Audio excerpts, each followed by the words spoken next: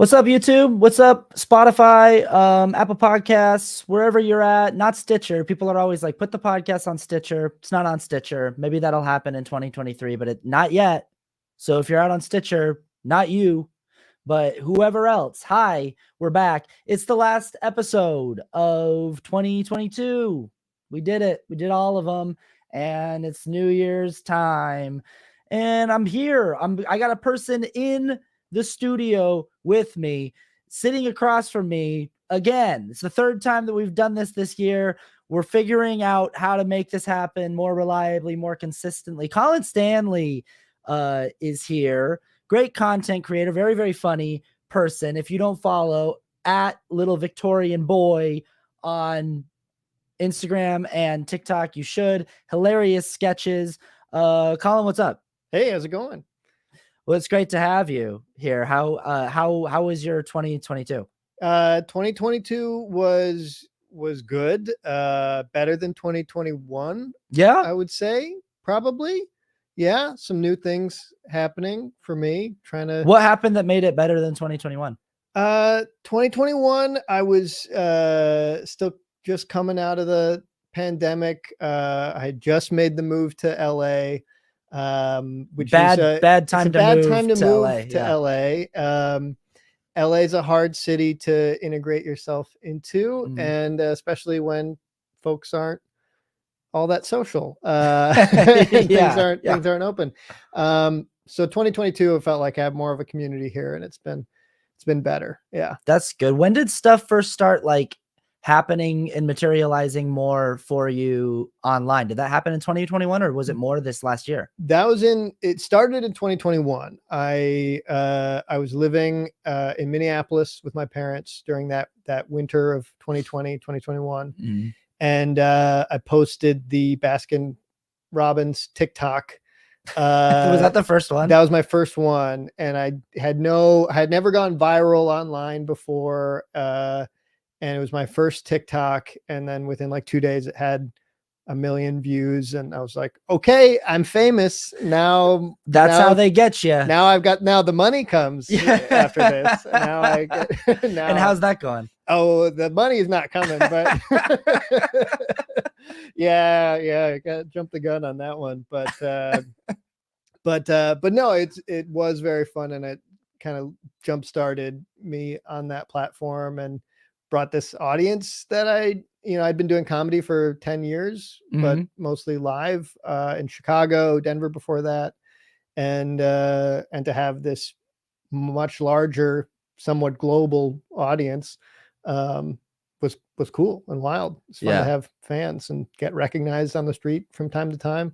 Happened to me yesterday at a Best Buy. Oh yeah? What'd they say? They were like, do I know you? And I was like, maybe. And they're like, you're on TikTok? I'm like, yeah. Their partner loved my content. And I find in LA, it's the only place that I go that people are like, where do I know you from? Like, how do I know you? And it's like, if I'm anywhere else, people just come up and they're like, oh my God, Austin, what's up? Like people will come up and like, if I'm in Salt Lake City, I was in Omaha recently. If I in New York City, I was in Ireland earlier this year. Yeah. And people will just come up and be like, hey, you're Austin, right? And I'm like, yeah. They're like, wow, what are you doing here? But in LA, people are always like, hey, do I know you? How do I know you? And I don't think it's that they're big timing or anything like that. I think it's just that they see so many famous people so regularly that they don't know, are you someone that I recognize from a thing, or do I just know you? Did I meet you at a bar one night? Or yeah, definitely. Yeah. There's a lot of celebrities about. Well, and we're not like properly famous people who are on magazines or billboards or in movies. So it's like, it is hard to know. Like, did I see you just like in a scene of a TV show or like? Yeah. And when someone asks me that, like, do I know you from somewhere? I feel awkward because I don't want to immediately be like, yeah, I'm a big deal on TikTok, because that's obnoxious. Because that one time that happened, I was getting headshots done when I first moved here, and the photographer was like, do I recognize you from something? And I was like, oh, I've got a following on TikTok. And he's like, no, that's not it. Well, that's the other LA thing that always happens is I'll go, it's probably TikTok, and they'll go, no, it's not that.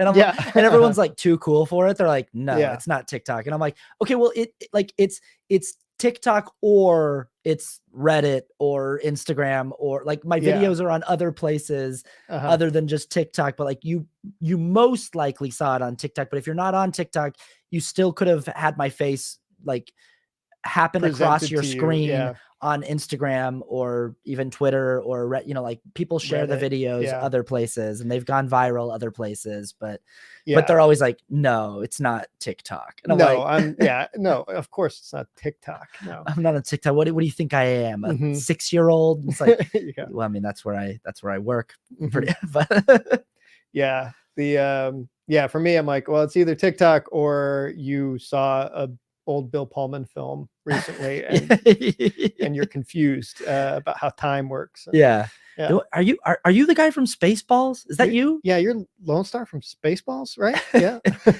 Yeah, no. While you were sleeping? Yeah. Yeah, I think he was my age when he made that 40 years ago. Yeah. Yeah. Did you have any well, so I guess here's a better question, because this is what I wanted to talk about in this episode. First, the first question I would ask is like, do you believe in resolutions? Do you make resolutions every year, or is that not a thing that you do? I make them. Yeah, I believe in them. I don't really believe that anyone completes them. I don't think I've ever heard of anyone completing a New Year's resolution for an entire year. But it is a tradition that you participate in. Yes, yeah, definitely. My mindset around New Year's resolutions and like New Year's in general, is that it feels like a very lonely holiday for me anyway. It's always kind of disappointing in some ways. Was that like, you mean like the New Year's kiss and stuff like that? Or yeah, like what, New Year's kiss. It's right in, I'm from colder climates typically, so it's usually a very cold and dark period of the year. You just got past the holiday season. This whole section, it's a rough like 2-month solid stretch between Thanksgiving and Valentine's Day. It's like 60-ish straight days of like, do you have people? Yeah. Do you have like people in your life that you do get you have family? Do you have love? Yeah. What do you have? Yeah. And then once you're clear of that, like no one cares if you're shacked up on St. Patrick's Day. No, no, they prefer it if you're not. Yeah. Yeah. So it definitely has some like lonely, I feel like people don't make New Year's resolutions when they feel content. And in that regard, I make a New Year's resolution every year. So it's you think that people who like have it all are just like, nah, I'm good. Yeah, I think they're just, I'm good. Yeah. that's for people that need to change something about themselves drastically, who have looked back at the last year and realized, oh, I've done some things wrong, and now I need to fix something about myself, make myself a better person. I can see that. That like, and I think that's the thing that's sort of a bummer about New Year's too, is that they are forced to look at like, okay, what were my resolutions last year and did I do them? I don't know that I don't ever really write them down. Usually what happens is I just get asked like at a party, like, okay, what's everyone's resolutions? And then you go around a circle and I'm like, I have to think right then and there, like, oh, I guess I'll say this, but then, and some of them I think about and I'm like this year I had a very specific one that did happen that I'm like, okay, that happened.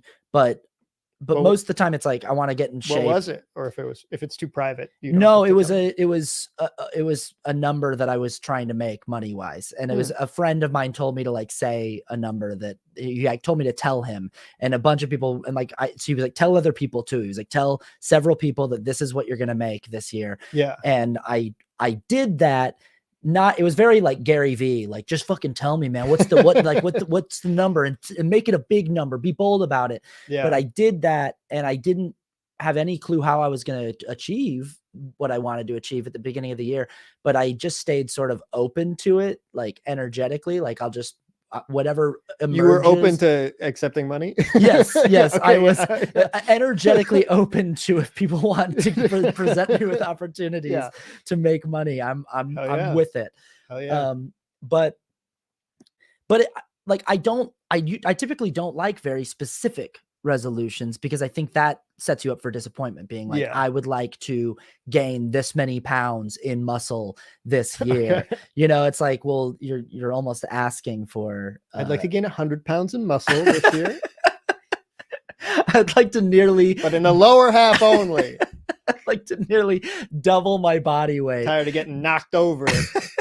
Need to get those thick legs. I need sturdier cement block legs this year. Yeah. That's the goal. I want to gain 100 pounds in my thighs and calves. Yeah. Yeah. I feel like that reminds me of, there's a Where's Waldo image. I think it's the beach one. And there's one guy who's like working out and he's just all upper body. And then there's a guy who's really skinny and he's just got massive muscular legs. That's and fantastic. They're standing next to each other. Yeah. And I remember looking at that from childhood, but that and like taking note, being like, someday I'd be like, someday the leg guy. I'll be the leg guy. No, and I don't like making them too specific, because I feel like you're setting yourself up for things to not work out, and for you to be very aware by the end of the year, like, oh, I didn't do that thing. This felt like a really specific thing, like saying this number that I wanted to make. And I won't say it on the podcast, but I'll tell you afterward if you want to know. $100 million. How the hell did you nail it? Yeah. All right. Yeah. You came into my place where I live and you were like, this guy made $100 million. Looks like he made $100 million. Yeah. That's a nice sign. His sign cost at least $2 million. That's a $2 million sign right there.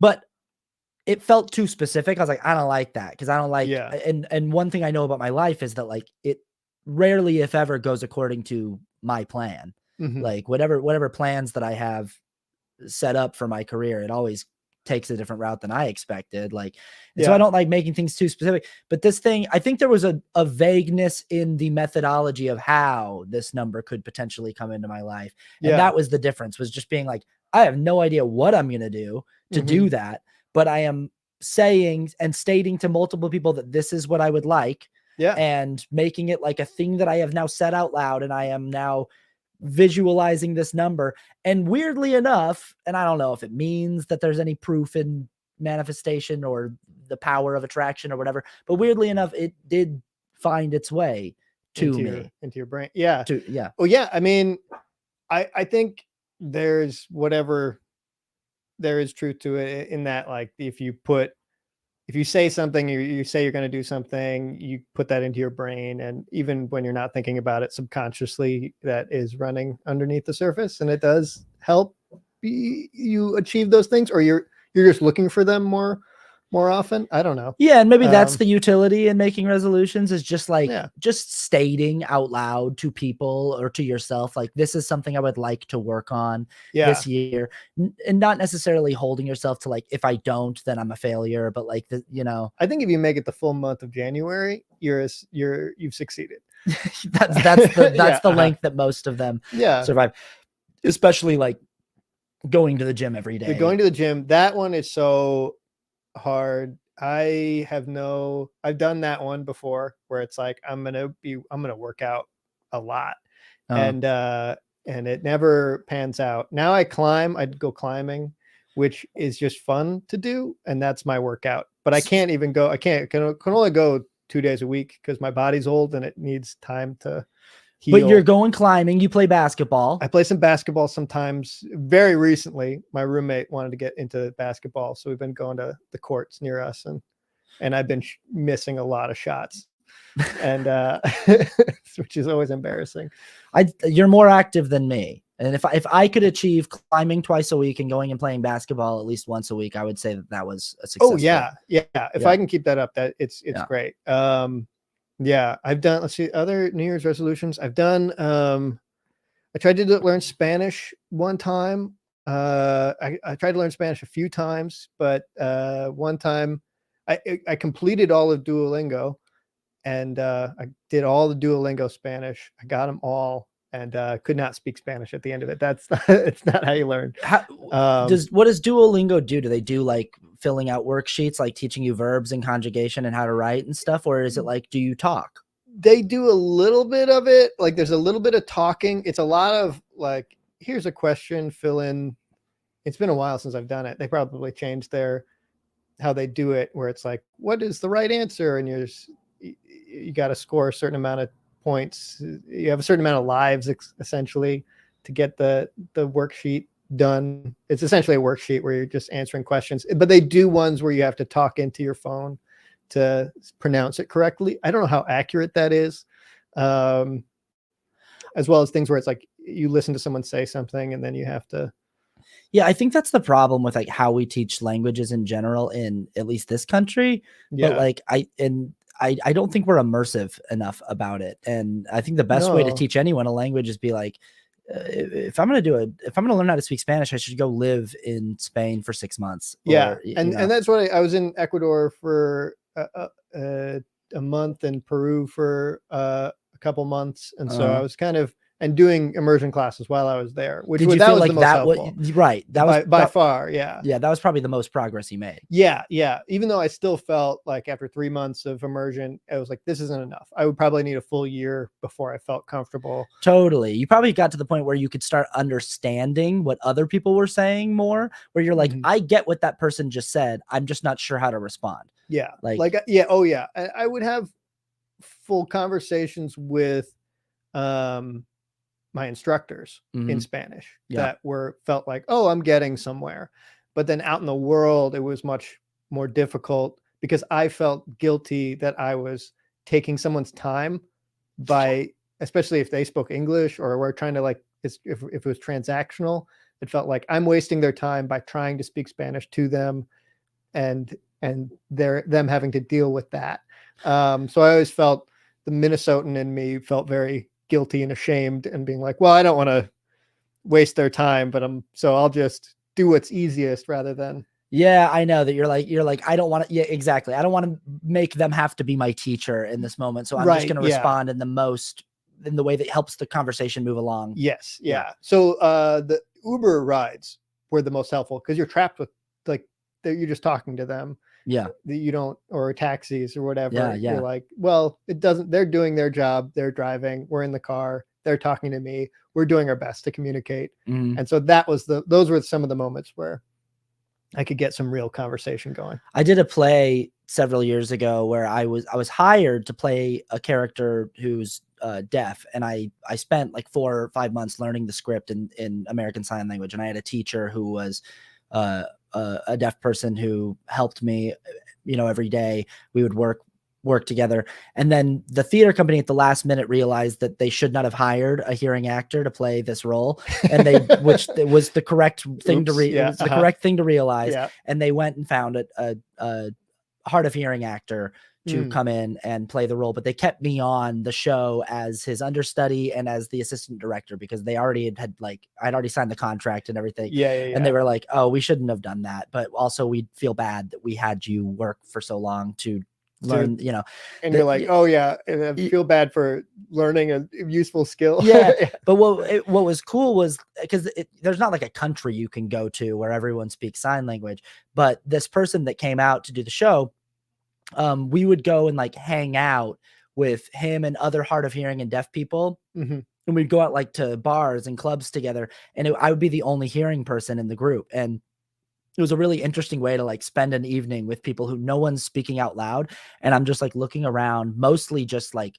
watching to understand. And I do feel like I was able to learn how to follow the conversation before I was able to learn how to participate fully, I think that's how that goes. Yeah. Yeah. That makes sense. Yeah. Yeah. That got us off the topic of resolutions. Yeah. Do you recall what your resolutions were last year?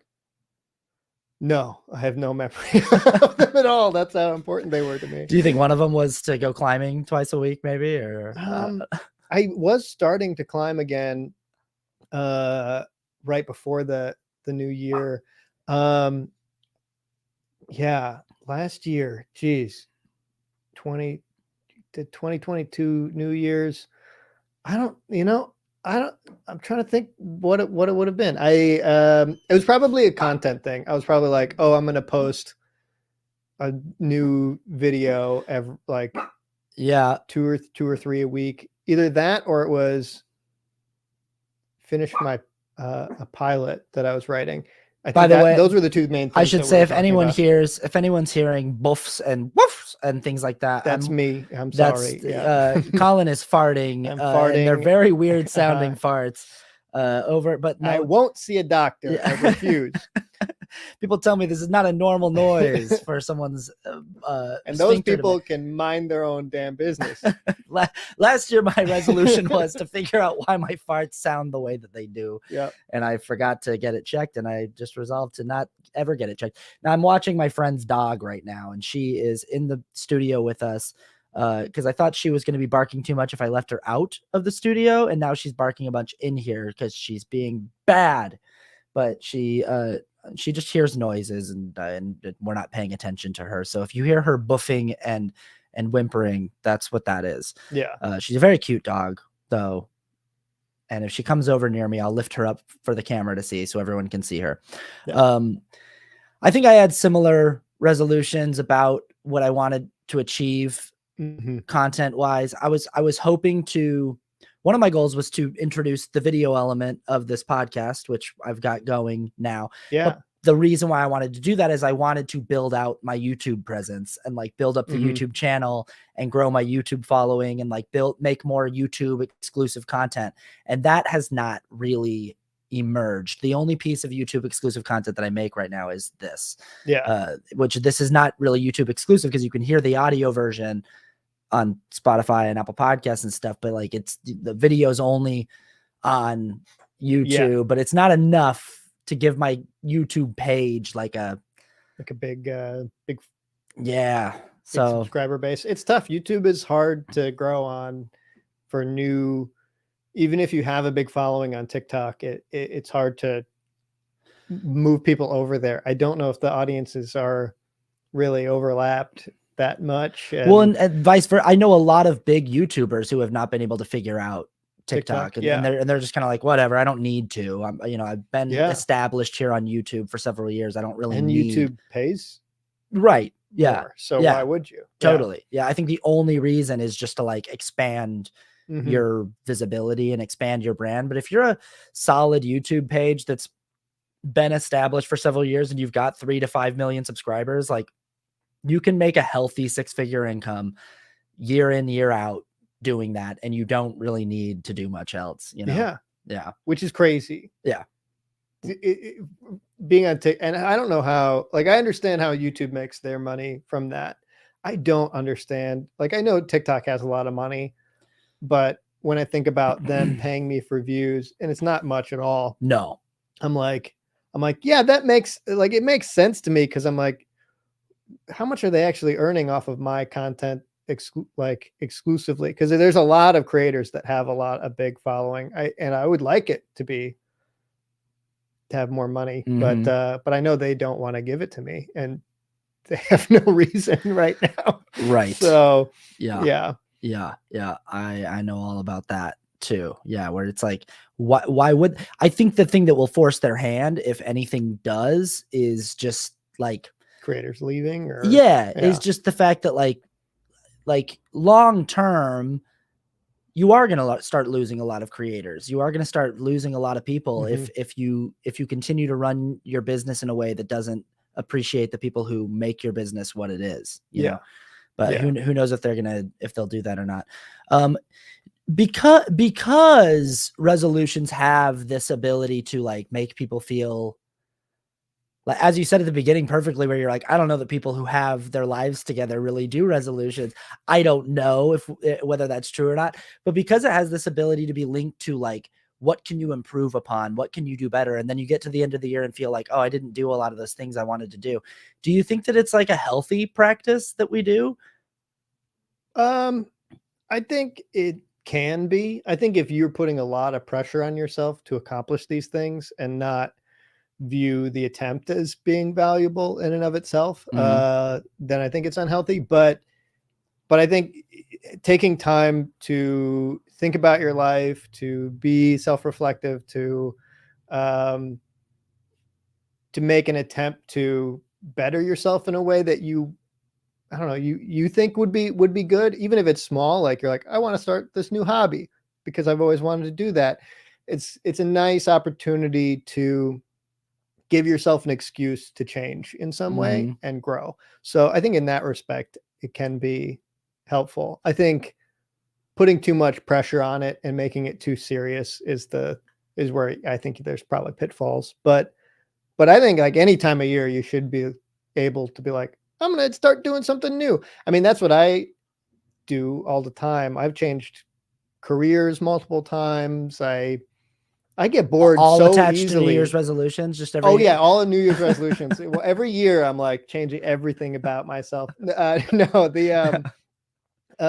it's just like, yeah, I get obsessed over like a new hobby or a new thing, and I'll get into it, and I just like learning new skills all the Mhm. time. That's interesting to me. That's the type of life I want to live, is just acquiring a little bit of knowledge about a lot of different things, which isn't very, marketable in capitalism, but I feel more fulfilled learning new skill sets. But Yeah, I get that. And I think that that's admirable. One of mine this next year, and we'll get into what our resolutions might be this year this now. year, yeah, But one of mine this year is, and I think that this is like, yeah, like you said, like trying to think of ways, little ways that maybe you can better yourself, not trying to keep it practical, achievable, trying to keep it in a space hmm where it's like not something that I'm going to be super down on myself if but also maybe I will be if I don't accomplish this one, but like it's something I want to do at some point in the next few weeks. I want to learn all of my friends' birthdays. Like I want to reach out to people that are like important to me and put them on my calendar yeah, so that I can like have it on my calendar and just remember to call this person or just reach out with a text to this person on this day. It's just something that I've never been good about. hmm I never know. I don't know any of my friends or family's birthdays. Like I don't know anybody's birthdays. yeah, And I'm like, I, I, I would like to know that. I would like to know how I can, a simple way that I can let people know that they matter to me. yeah, yeah. Ever since I stopped really using Facebook, that was really the purpose of Facebook That for a was the little best while. thing that Facebook had going for it. Yep. Yeah, was just Mhm. remembering birthdays. And also on your birthday, it was like, as much as we all like, we hate to admit it, it's like, we really do like A- that Facebook Attention, birthday. yeah, yeah. That Facebook birthday of like opening up your phone and like there's just everybody from high school and college, hmm like all these people you haven't thought about in years saying happy birthday. Your crush. Yeah, yeah. What do they say? Did they wish me happy birthday? Was it just happy birthday, or was it a little more specific? Yeah, yeah. Uh-huh. Maybe. Yeah, yeah. But I was never even good at that. I wasn't even one of the people that would wish people happy birthday on their Oh, I wouldn't. because I thought like if I do one person, I have to do everybody. Yeah, If I say happy birthday to one person on Facebook, then like I now have to say happy birthday to every person that I know. That's too many yeah. people. And it was always weird getting birthday messages from people that I barely knew, and I knew that they just do this to everybody's birthday. But also then don't you think about those people like, wait, are you doing this every day? Every day? Because Yeah, surely every day you're getting notifications that it's yeah, someone's birthday. they are. Don't you think that's kind of incredible that those people are doing that every day? Yeah, good for them. Although, yeah, that's hard. I can't do that. I can barely stay in contact with my closest friends. Yeah, it's like an I like I have to be reminded to call my parents on their birthday, like, and but there's these Yeah, people out here who every time Facebook tells them, hey, it's Zach Johnson's birthday, they're right there yeah, with a, hey, how you doing? yeah. I can't do it. I had a friend who passed away several years ago. This is probably like 5 or 6 years ago now. But when she died, I went and looked at her, like you can like see your friendship on Facebook. Mhm. And I noticed that like she hadn't missed a birthday of mine. Like and not only did she say happy birthday on every birthday, she wrote like a long message. Like she would always like write like a memory that she had with you and like write something special. And Oh, I said that, I posted it. I was like, oh man, she like never missed a birthday of mine. And all these people in the comments were like, me too. I just went back and looked at my page with her and like, she never missed my birthday. And it was like 30 people who had the same story where they're like, she wrote me like a really special message every year on my birthday. And I was like, what a simple little thing that this person did in her short lifetime that made such a huge impact. Yeah. You know? That's very sweet. Yeah. Right. Yeah. Isn't that nice? That's nice. Yeah.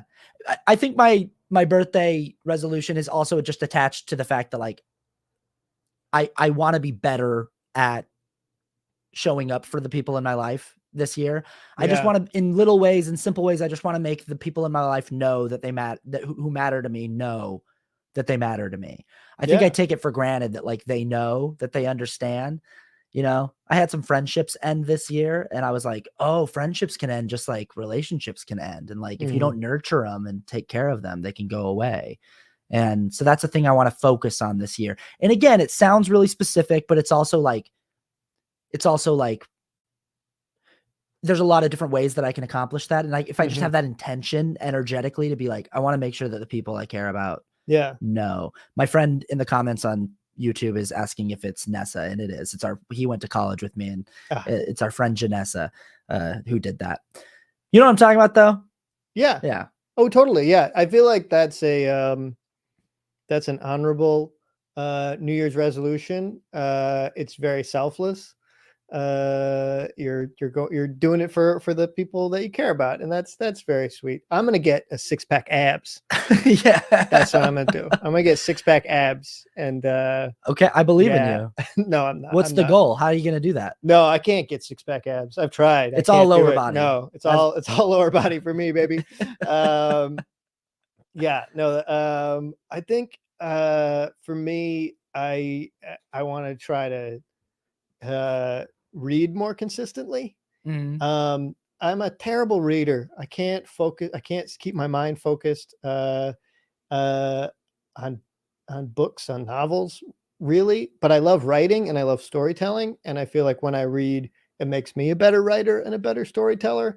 So I'm the exact same way, and I've gotten a lot of flack over it over the years, and I actually had like a big stance on it for a while, where I was like, you know what? No, fuck that. Books just don't work for me. Like the form of prose, for whatever reason, doesn't work for me. For whatever reason, I don't know why. I've tried so many times, and it just like my brain sort of can't.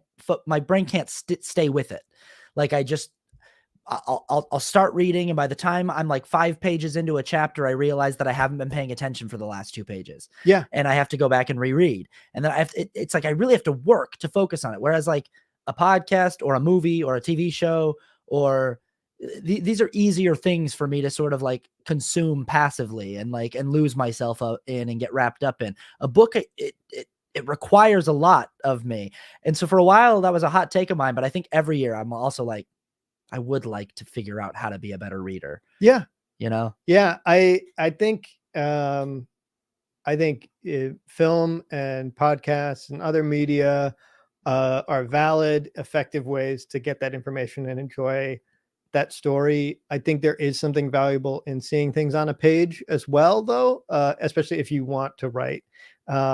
Just seeing, at least that's how my brain works, is just structurally seeing how it's laid out helps me understand how I can do that. I get that. I was going to say, do you think you can get some of the same effect from an audiobook, but maybe that when you're talking about structure or format, but do you think that you can maybe by osmosis somehow sort of have the form of prose and well-structured prose can get into your brain by listening to an audiobook?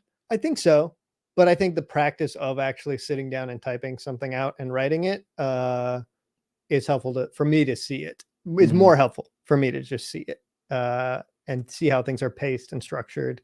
Even like grammar, as far as like, what's the best way to organize this sentence to say it like this or have it be said like this? I'm like, I could do that. That's an interesting technique. And I do a lot of script writing, so it's mostly dialogue, and that's all human speech. And so you can get more creative in how you structure that, because you're trying to have someone communicate not only what someone's saying, but also how they're saying it for a whole nother context. What about script reading for you? Do you find it easier? I count that as reading in my New Year's resolution. And do you find that easier to read, like a play or a screenplay, than a book, or is that the same thing where you find yourself tuning out and having to go back and reread? I would say the same thing. Yeah. where I find myself tuning out, especially if it's like a script that I've already seen the movie of. Yeah. Where I'm like, oh, okay, I kind of get the gist of it. But I still do that because it's helpful. I will go and be like, if I really like a show or a movie, I will try to go find the screenplay or the pilot script or whatever, just to get an idea of. I'm like, what did it actually look like on the page? Because so much else happens between the writing of it and the actual and that release, fucks us up too, because if we read a shooting script, it's different than a pitch script, because like a shooting script like has like specific shots described, and it's all these things that like screenwriting 101 classes will be you like, wouldn't put that in. don't ever tell people like what the shot is. Don't ever tell them that it's like a wide that cuts to a, like, or that it's like the whole scene is a oneer or something, it's like, don't. But I'm like, but every script that I've ever read for a project I'm doing has that stuff in there, and it's like, well, that's because it's a shooting script. They've already decided that this is a locked version of the script, and so this is the notes between the director and the DP on how they're going to shoot it in the script. And I'm like, but that's what I want. That's what I want to write that. I want that. I want them to be able to see what it is that I'm hoping that's part of to look like. Yeah. It's kind of one of those things where you're like, I mean, you have to trust whatever the future director is, or you would have that relationship where you could explain how you want it to visually look, or I guess, I don't know, to do it all, direct and write and DP and be the sound guy and star in it, and that's pretty hard. I mean, that's what we do, though. That's what we do. That's internet. That's internet content creation. But I think plays are easier for me to read than screenplays in general. I just think that screenplays it's like reading blueprints, or like reading it's a recipe. It's like reading instructions. Like if you open up like an instruction manual for like how to build a couch or something, like that's what I feel like I'm reading when I read a screenplay sometimes. And it's harder to get lost in it because so much of it is the direction part and not the dialogue part. And a play does have stage directions, but the vast majority of it is just characters talking. And that's easier for me to just get into a flow with. Totally. I think that's my problem with prose, is that too often I find myself in my head telling the writer, like, get to it. Like they're like describing things too much. And I'm just like, just move the plot forward, please. Like, get to the next thing that happens. But they've got to give me all the context of like who this person that's going to do the next thing that affects the plot is. So there's going to be a whole section of like, or maybe an entire chapter just describing who that person is, so that I can understand why the thing that they're about to do that's going to move the plot forward is so significant. But I get lost in the sauce with that stuff, Totally. Me too. I just finished my first book ever. Ever. It feels like it in years. I've started so many books over the years and not finished them. And I just finished a book that was an audiobook, and I blasted through it in like 2 days, and I couldn't believe it, how quickly I went through it. It was a book called I'm Glad My Mom Died by Jeanette McCurdy. Have you heard of this book? I have. You know Jeanette McCurdy? She was on like iCarly. I know only ancillary things. I never saw the show about it. I was in college by the time the show was on TV, but she wrote this book, and what I liked about the writing was she doesn't waste too much time in any chapter saying what she's trying to say. She just says, it's very like, then this happened, then this happened, then this happened, then and it's just events, and it's not like she doesn't waste too much time exploring the psychology of what's going on. She just tells you this happened next, then this happened next. And it's a memoir of events in her life. But I think that because she's so, it feels like all the floweriness is stripped out of the language that's used. It feels like she had a great editor who came in and was like, let's just keep it really, really dry and straightforward, and let people feel what they're going to feel based on what you're telling them happened. But let's not spend too much time stay on anything that's not action based. And I don't know, I blasted right through that thing. Loved it. Hell yeah. But I guess maybe I found out that nonfiction is my genre. I don't know. I have a hard time with nonfiction. I can read articles about things nonfiction wise, but it's hard for me to, I don't remember the last time I read a full nonfiction book. I've gotten into some and like kind of skimmed different parts that I was interested in, but I guess memoir, so a few memoirs here and there. Yeah, if it's like a person that you're interested in, or if they have a really interesting story. Yeah. Yeah, because I also listened to Barack Obama's book, but audiobook, and it's like great because he's reading it, and it's a fantastic story, you know? Yeah. What a life. What a life. So, okay, you're getting abs. I'm getting abs. You're gonna try to read more. Are there any other resolutions that you have for 2023? For 2023, let's see here. I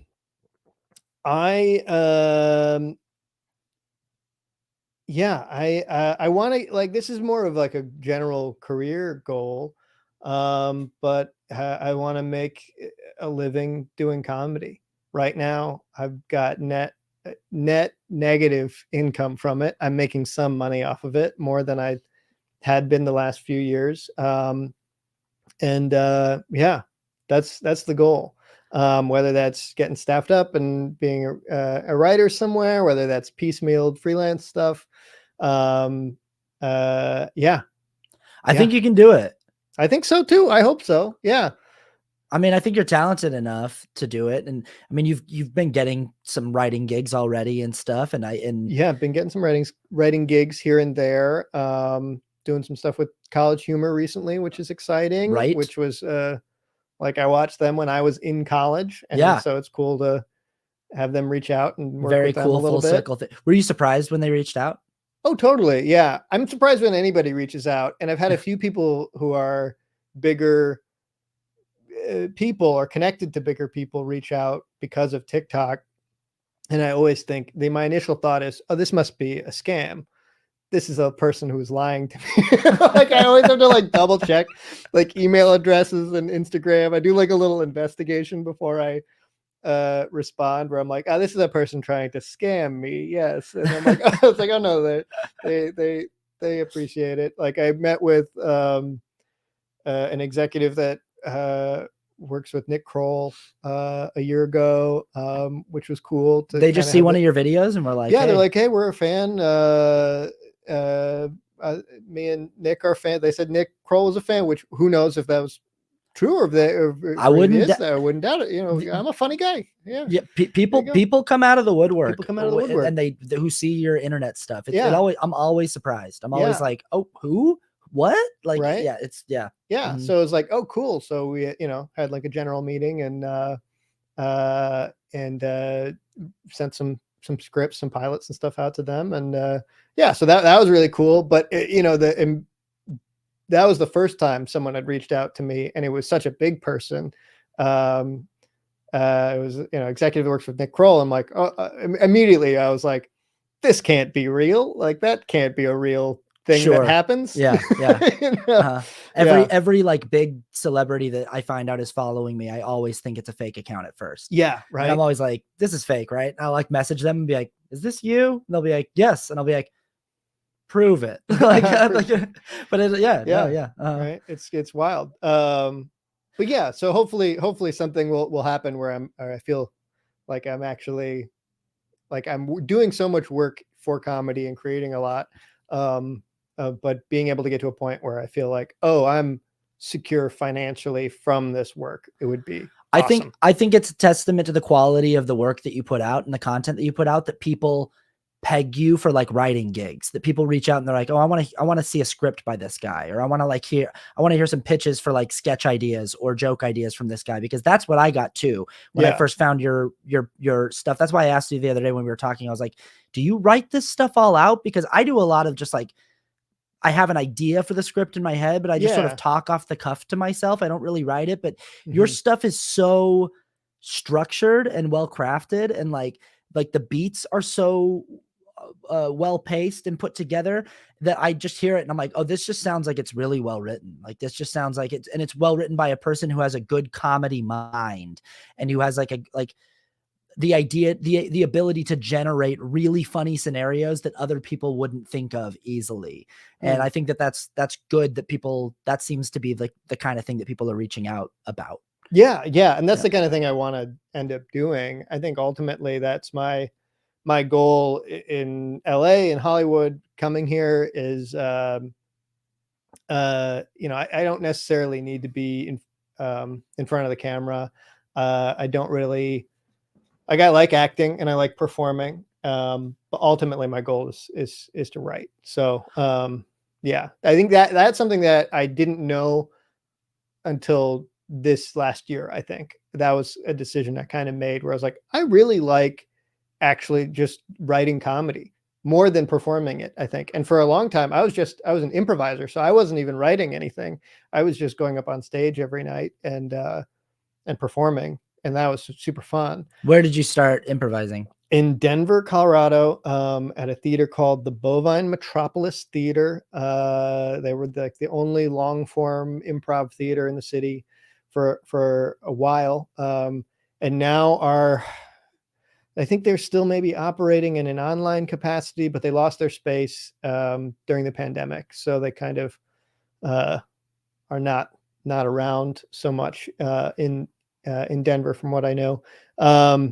But yeah, I was just out of college. I was an engineer. I was working in power plants in Colorado, and both my parents were actors. So I was raised around theater, and I missed performing in some capacity, and I needed a hobby. I needed new friends because I was in a new city. And I remembered that I remember that you could take improv classes because I saw it in an Office episode where Michael Scott's an awful person in the improv class. Yeah, he just keeps pulling guns out. Yeah, very, very funny. But I was like, oh yeah, they teach classes for that. And that seemed less scary than going to doing like a stand-up open mic. Yeah, I can see that. And then I went and took a class and fell in love with it, and then did it for 6 years in Denver, and then moved to Chicago, did it for 3 years there. Yeah. I think it's great that you figured out that you want to write more. That's always good. It's always a gift when you can like have a realization like that and be like, oh, okay, that's something that I feel really strongly about and that I want to move in that direction.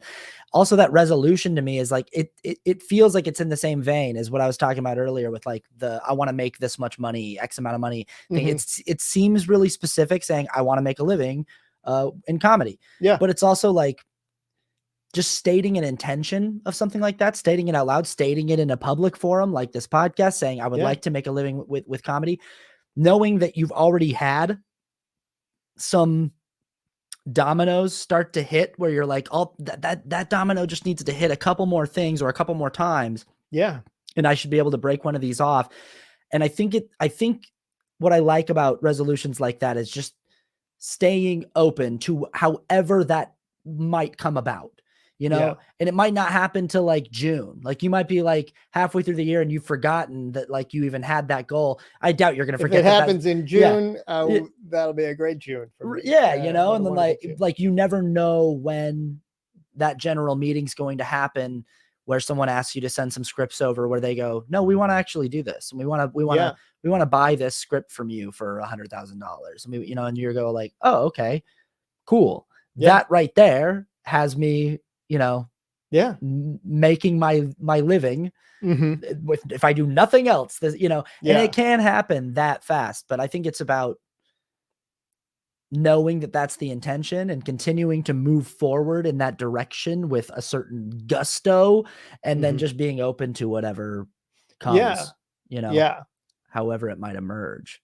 Yeah. And I'm trying to find, and similar to your New Year's resolution from last year, where it's like, I don't know where that's going to come from, but being more open to lots of different opportunities as they come. I gotta read a comment on YouTube here. Sometimes I get, there are like some people that just like hate me because of my politics and stuff, and like then they follow around and they pop into live streams and things like that. And so you got one? We got a fun one. We got someone named their screen name is Dinosaur Sympathizer. Not a bad screen name. That's I like sympathize with them. Nice. And they say, my resolution is to not consume wild propaganda. It's a good resolution. That's great. We should all not want to consume wild propaganda or Olivia Wilde propaganda. Yeah, all of the above. Yeah. Okay. Yeah. I will hear no Olivia Wilde slander Uh-huh. or conspiracy theories. Yeah. All There were a 2023. lot there last year. Yeah, there was. Don't Worry, Darling was a whole thing. I mean, do you think that Harry Styles spit on It looked like he did. It did, right? Yeah. I don't know. Like that. Like, did you see the video? I saw the video. Yeah. It looked like it definitely looked like he spit on Chris Pine. Yeah. But if he didn't, it's like, what was that? If it's not, because you don't actually see really a thing leave his mouth. It's just the interplay between like the head move that Harry Styles makes. The head move and then Chris Pine's reaction where something that looks in his lap like, are you kidding me? Did you just do that? And then looks up and kind of laughs to himself like, no way. Yeah. Unless it's a coincidence and Chris Pine was just looking at his own dick and having that reaction. And just kind of thinking like, are you kidding me? Like, got such a great dick. Like, it's crazy. Can't believe it. I'm at the Venice Film Festival. Yeah. I'm Chris Pine. I'm Chris freaking Pine and I got a great dick. And I got this dick. Like what a life I live. You know, and it just happened at that same time. Yeah. My favorite thing in that clip too is at the end, Harry sits down. So Chris Pine is sitting between Harry and Olivia Wilde. And I don't want to contribute to any Wilde propaganda here. Yeah. This dinosaur sympathizer is trying to not consume it. Well, we're getting it out of the way in 2022. So okay, so that you don't have to consume it in 2023. But he sits down and Olivia Wilde kind of looks over at him like, are you fucking like for real? But she's trying to smile. Everyone's trying to keep this like this facade up, but she looks at him like for real. And he looks over at her and he smiles and he waves and he does this like kind of head nod, like, yeah. And then he pulls out his phone and leans back. And it's kind of this thing like, yeah, fuck you that he does. And I love, it's this like subtle little thing that's like something's going, they were fighting. That's why Chris Pine's sitting between them. Yeah. Maybe that was, they'd already broken up and they had a big bad fight before the thing. And we don't know. Maybe she boned Pine, dude. Maybe she got on that incredible Pine dick and he knew about it. And so Pine got a lap full of spit. Yeah. Yeah. I don't know, but I don't want to contribute to any wild propaganda. I just wanted to get it all out. Yeah. Before. Anyway, so Dinosaur Synthesizer just says we don't want to consume any wild propaganda or be so. And then this, I always know what kind of person I'm dealing with if they use this word willy-nilly. Just uses the R slur. Or be so that word that I allow Big Pharma to inject me with polymers because I'm convinced it's the right thing to do. So this is a person who doesn't want to listen to any propaganda and thinks that people who get vaccines are idiots.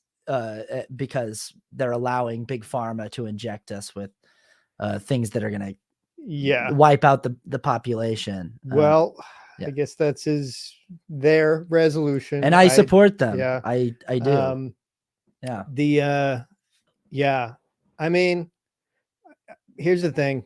You're getting polymers inside you. I'm sorry to tell you, bud. You're getting polymers in you. You can't avoid them. Polymers? Are you kidding me? You're trying to get literally polymers? One of the most common things to get in you, especially from a syringe. Or Big Pharma. Yeah, right. And if you drink a Sprite, you know how many polymers are in that? So many polymers. I don't actually know. The FDA does not require them to put the polymer count on They don't put the polymer count on the nutrition label. You're getting polymers. You're getting polymers for the new year, my friend. Whether you like it or not. Yeah, and you're probably going to get some wild propaganda as You're going to get a little bit of Olivia Wilde propaganda, and you're going to get some polymers in your body. Good luck. Good luck. And if you're lucky, you'll get the good polymers. Because there's some good ones out there. I love that. I love that stuff. I love when people are like, I don't want to be a person who just believes everything I'm told. That's why I think that the earth is flat. It's like, who told you that? Hold on. We got a lot of flat earth people. I used to work in science museums, and that was a big thing at one point where we had to we developed a training, me and some of my other coworkers, for managing experiences with conspiracy theorists that came in specifically to elicit a kind of argument. Sometimes it was casual, but they were there to make a scene. So we had to run through like all right, how do you engage with someone like this? What is the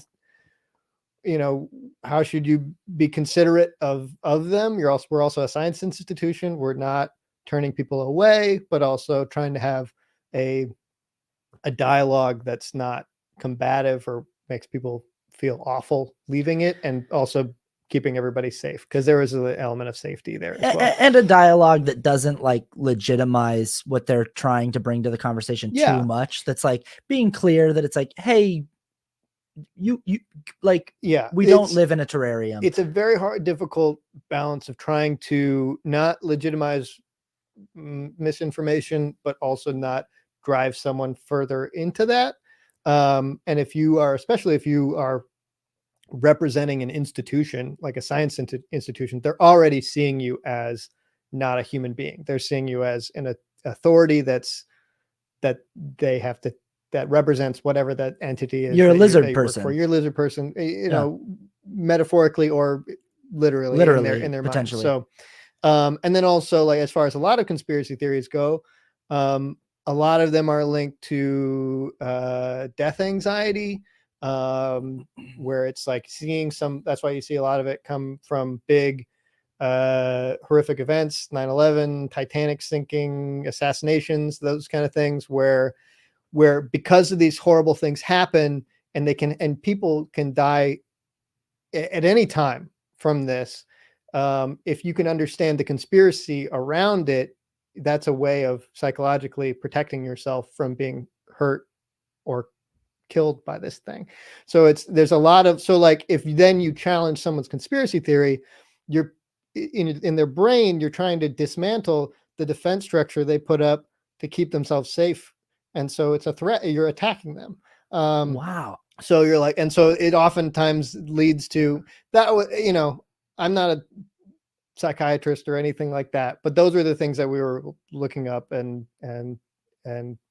that made sense to me, where I'm like, yeah, that makes sense, where you're a human being, you look for patterns, you want, when there's a big threat out there that you feel like it is, COVID for one, people are dying, trying to understand that and seeing a pattern where there is not one, and linking your safety to it, I think is, anyway, I'd never heard that before. That is so fascinating. Honestly, I've never heard that before, that it's linked to death anxiety, which is something that, like, that's another big thing for me this year.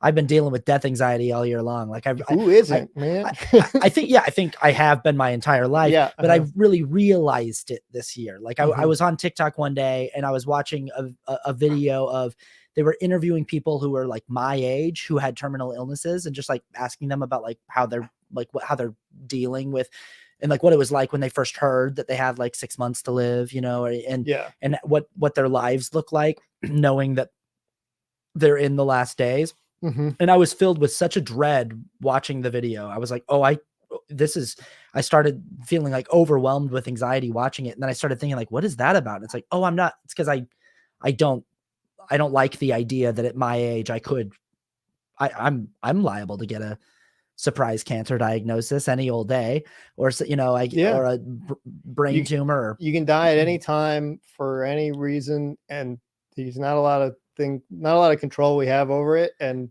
I don't know. Coming to that realization, it's hard to face. I had to unpack it and be like, what is it about it that scares me? Like, why? Because, like, obviously I've known this is the inevitable conclusion my entire life, but I think it's linked to feeling like not yet. Like, I haven't done what I'm supposed to do. I haven't like accomplished anything. And this, I think, is also linked to resolutions. Hey, Emma, that's enough. You knock it off. Come here. But I think this is tied to resolutions too, is like, we're always trying to improve. We're like, there's always a goal. There's always something that we're hoping to do, something that we have not done yet, have not achieved yet. And I think that that's where a lot of death anxiety comes from for me, is the feeling like, if I die now, I won't have accomplished the thing that I wanted to get done with my life. Right. I'm not ready to put a period at the end of this story yet and say, that's enough. I did enough. That's good enough, Yeah. But man, I hadn't considered the conspiracy theory thing being linked. That's fantastic. Yeah, I don't think it's every conspiracy theorist by any means, but I think a lot of that's definitely a part of it for sure. See, that's why the flat earth thing to me is I think it's it is the apex conspiracy theory. Because I think one thing that characterizes a lot of them is like the inability to verify one way or the other. It's like no one can actually verify whether or not there are certain people who are lizard people who change it, who shape shift into lizards. Like there'd just be no way for us to actually quantifiably empirically verify that, other than just the lack of evidence for a claim like that. But and there's so many claims that it's like we're never probably ever going to know what actually happened on the day that JFK was shot. Like we just might never get that. I do, but I ain't telling. I figured you might. I'm not telling anybody. You're like, it was Lee Harvey Oswald. Yeah, it's just Lee Harvey Oswald. Yeah, that's it. I like the theory that a Secret Service agent, while he was jumping up to help, like someone was shooting from somewhere, and a Secret Service agent, while he was jumping up to help, his gun misfired and he shot the president through the back of the head. And they didn't want to say we accidentally shot the president, Yeah. So yeah, that would suck. But these are things that you can't actually verify. The flat earth thing, I'm just like, hey, just go to the edge. Just go to the edge. Just if you think there's an edge, go to the edge. Just go to the edge. Just that's all you got to do. Yeah. That's just get in the boat and just sail until you hit the ice wall or whatever it is that you're supposed to sail around Antarctica. I don't know. Yeah, like just go and film the edge. Like it's verifiable, and if you go in one direction and you wind up where you started, you don't even need to go that far. I know you don't, and you know that there's always going to be the goalpost that's going to move, of course, because it's not necessarily about proving it.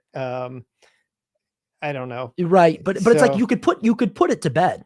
You could close the door on it and go, done. We did it. I went to the edge and I knocked on the glass wall of the terrarium. You know, like if there's an edge, let's see it. Although there was like the flat earth, wasn't there a flat earth guy who tried to launch himself in a rocket recently and died in a rocket? Yeah, I think so. Yeah. Died by rocket. Well, they're always trying to prove it in in really like dumb ways too. Like putting like a Home Depot level on the horizon or something. Yeah. Really. Yeah. Where it's just like, well, that's not really. You're also looking at the horizon. You know how the ships go down? Yeah. You're looking at the line. The ethereal winds that is doing that. Okay. But it's the flat earth stuff is interesting. The guy who kind of created the modern flat earth stuff with the what is it, that channel experiment, where he's like noticed that the length of seeing the flag from a distance along this very flat channel of water, and then challenged anyone to like prove him wrong, that his experiment was wrong, and like a surveyor came in and was like, you have to take an account for like the moisture in the air on the just above the water. It's not hard. And he's like, just do it from like up here, and then you'll see that the curve actually does block your view. And they had like a bet, and then the flat earth guy tried to kill that guy.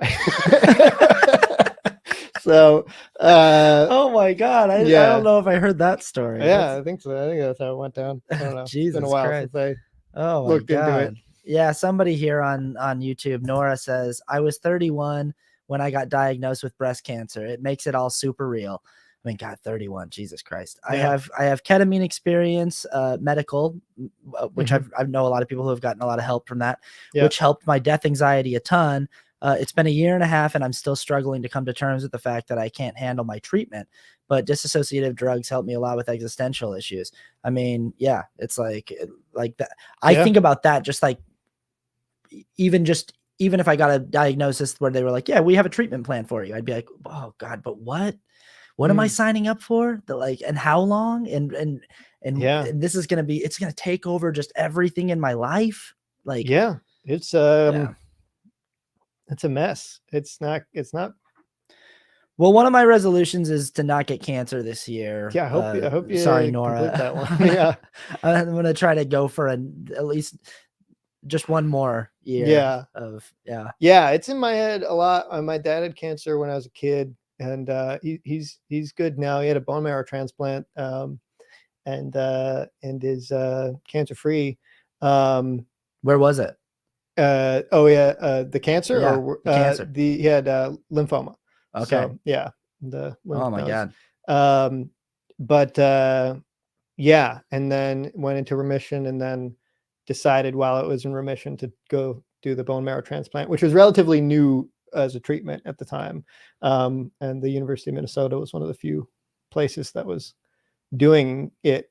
Luckily, we lived in Minneapolis, so we were like right there. Mhm.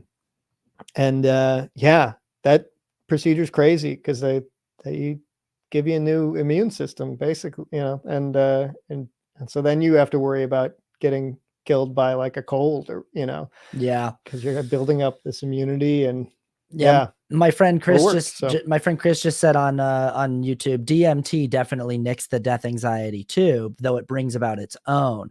Have you heard about this? Like people, DMT, like Neil Brennan talked about this in his latest special. Did you see his special Blocks on Netflix? I did not. No. Oh, is it good? Do you like Neil Brennan? I'm not. Maybe I'm not He's that a stand-up comedian. Okay, I thought it was fantastic, but he talked about how all the different things that he's done in his life for his mental health. He's really struggled with his mental health in his life, and he's done a lot of things. He's done a lot of different treatments. And at one point, he's like, I even did some DMT to try. He's like, and I think I might have done some damage with that. Like he said that he was like, I might have like hurt myself.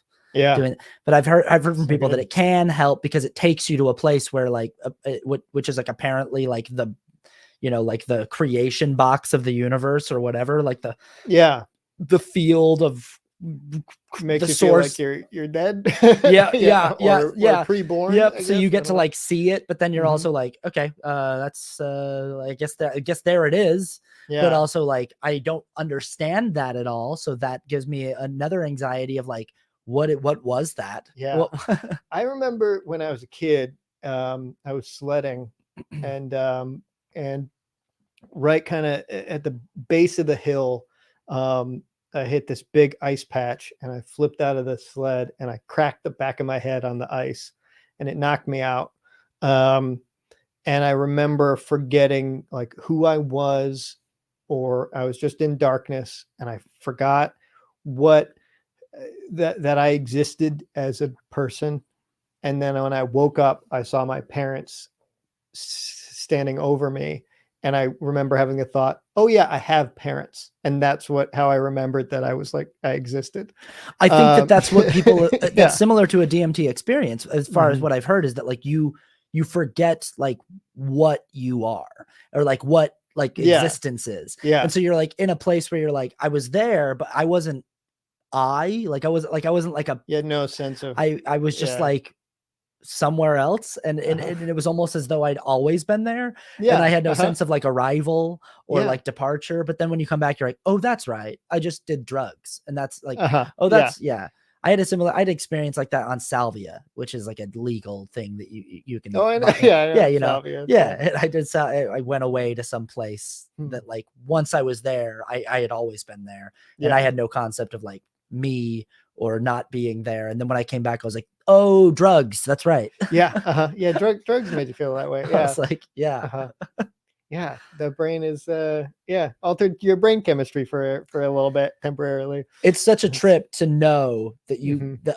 you can just like inhale a fume into your lungs, and then the way that it will interact with the chemicals in your brain will make you go to another dimension and exist there for a while. That's wild. When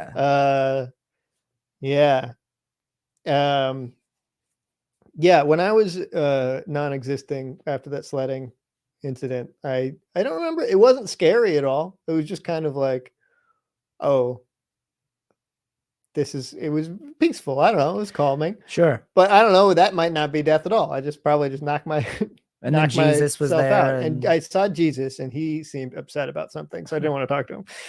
No, he wasn't there. And it was he just said, darkness. he said, Christianity is a lie.